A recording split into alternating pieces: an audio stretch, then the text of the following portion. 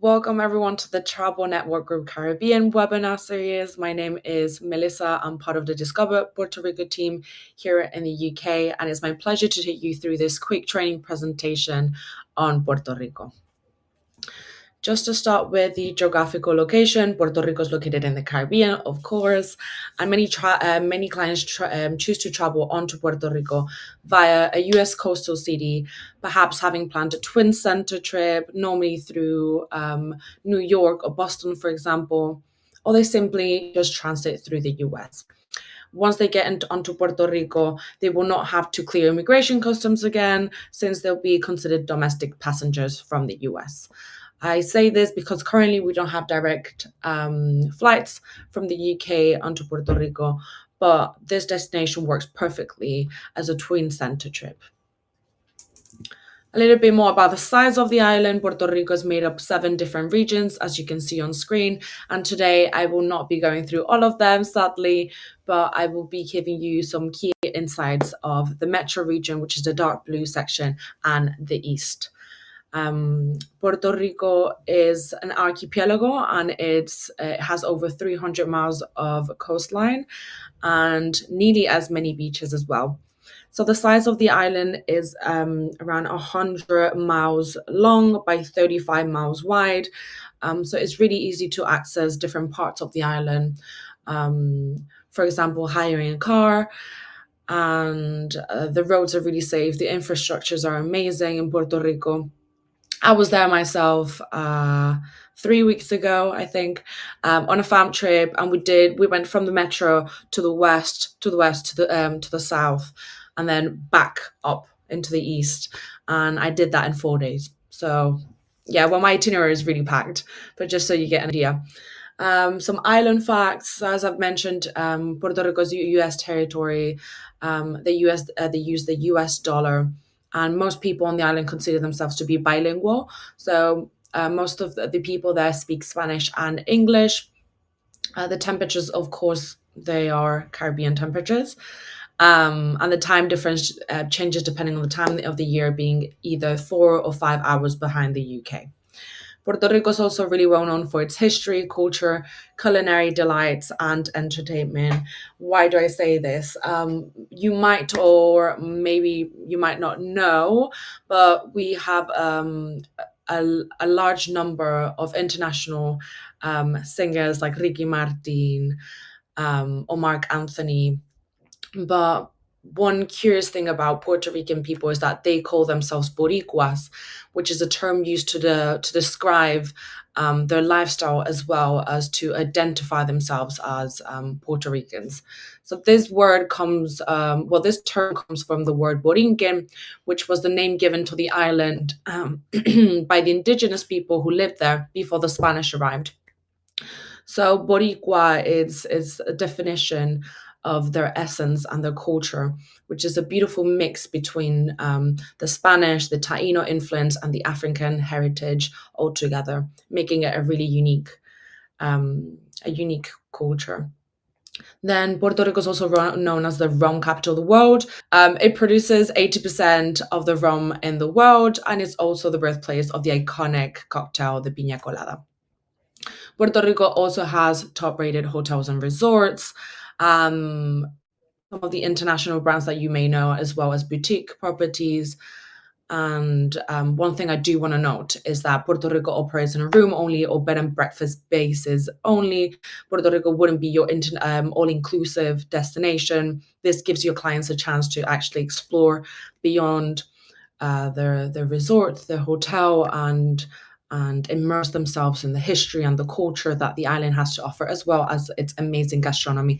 Puerto Rico has over 5,000 restaurants, and loads of award-winning bars as well.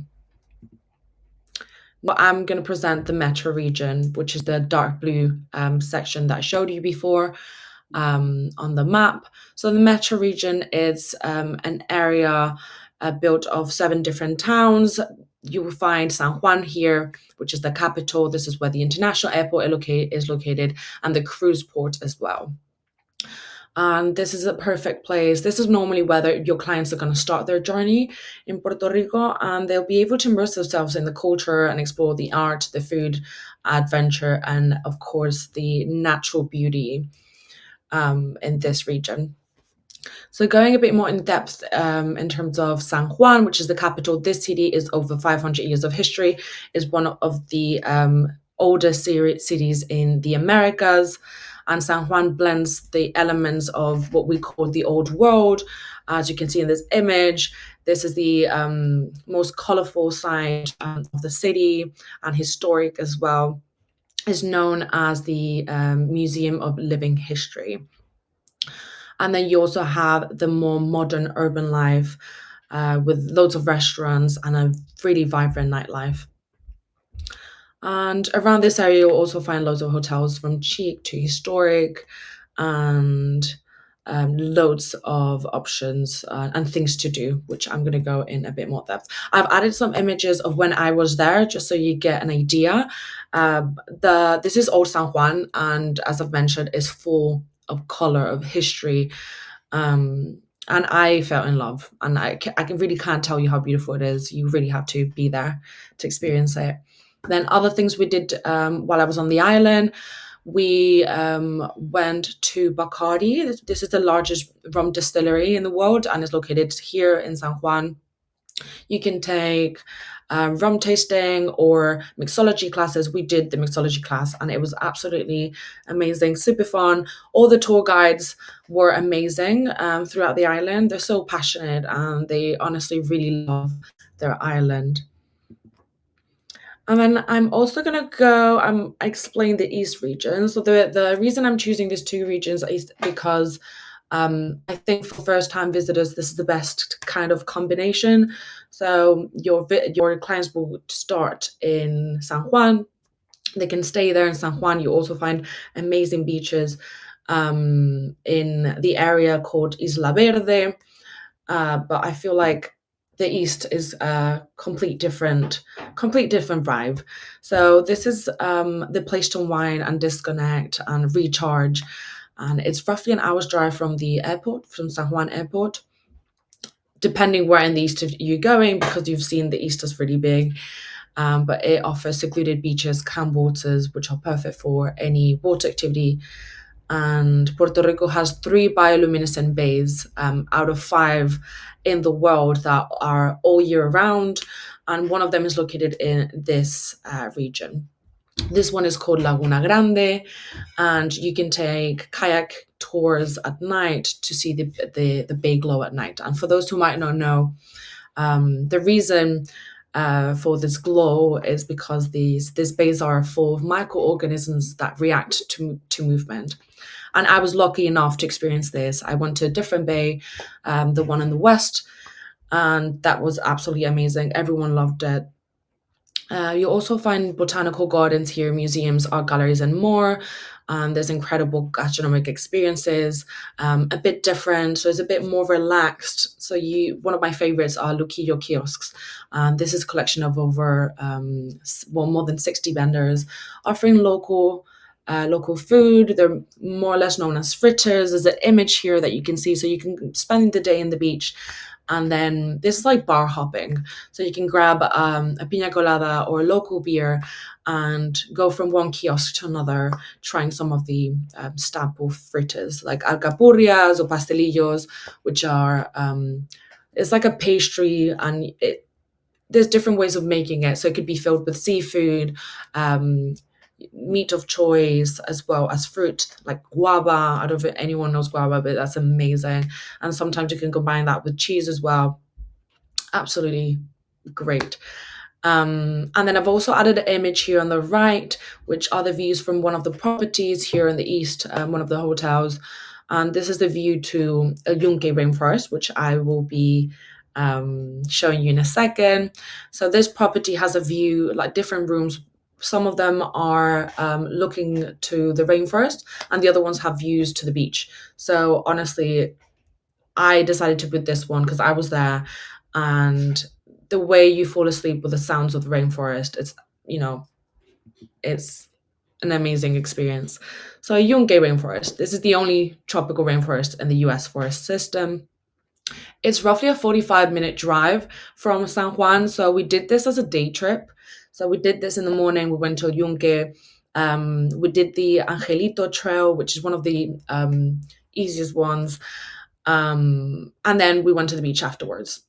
And I think this was a great day trip. But if your clients want to experience the East a bit more and stay there and unwind, definitely there's loads of properties there for them. And yeah, I've added a couple more images here. So this is um, the pictures I took. We had an amazing tour guide. This is the Angelito Trail, and it's a 20-minute walk, and it's a nice walk as well down to a natural pool where you can swim, as you can see in the images. And next, I'm just going to play a short 30-second video so you get a bit more of that essence of this beautiful rainforest.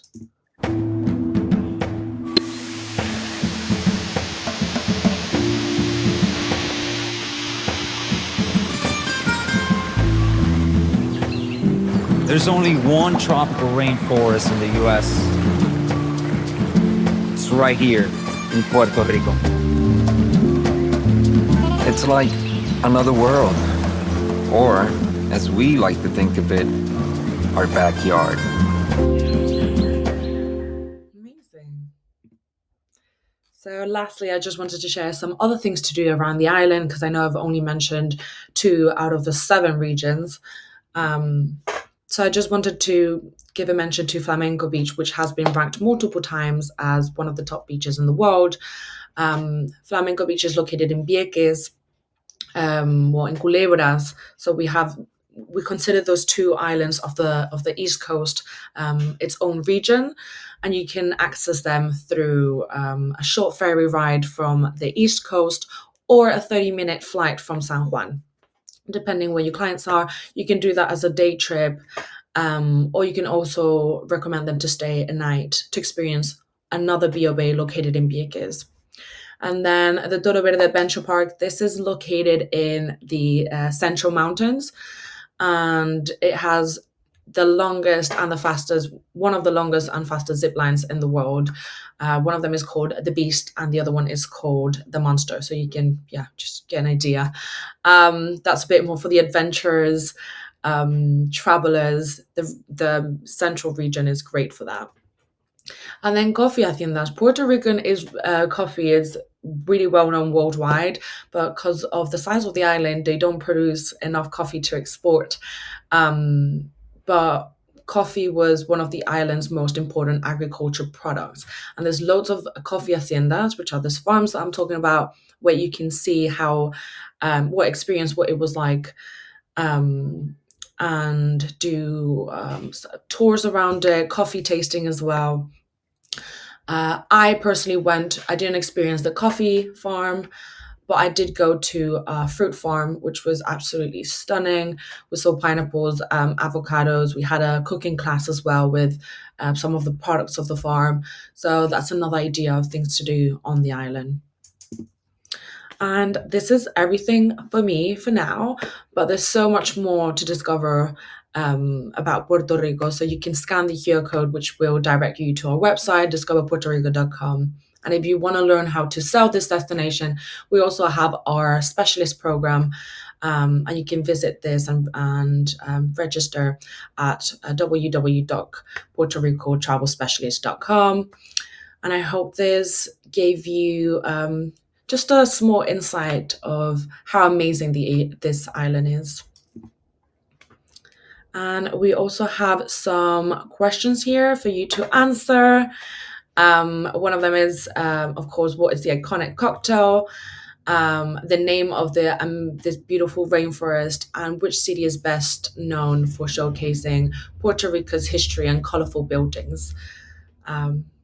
Yeah.